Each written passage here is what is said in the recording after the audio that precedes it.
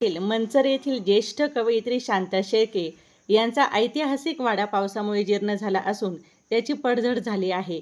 या वाड्याचे नूतनीकरण करून येथे शांता शेळके यांच्या नावाने सुसज्ज वाचनालय आणि विद्यार्थ्यांसाठी अभ्यासिका सुरू करण्यात येणार असल्याची माहिती माजी सहकार मंत्री दिलीप वळसे पाटील यांनी दिली.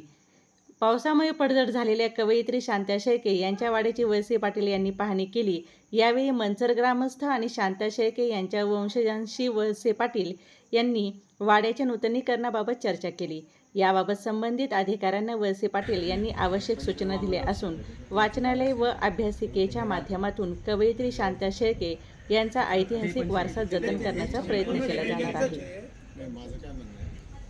तिन्ही एकत्र आपल्याला डेव्हलप करता येईल का? हो, येईल. याचं त्याला घेऊन हो, चालेल. वाडा जसा फुल्यांच्या करता गेला तसं संपूर्ण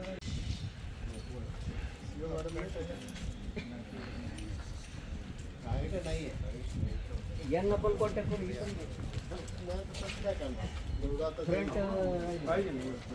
फ्रंट असलं म्हणजे नाही तर मग ते बोळात आल्यासारखं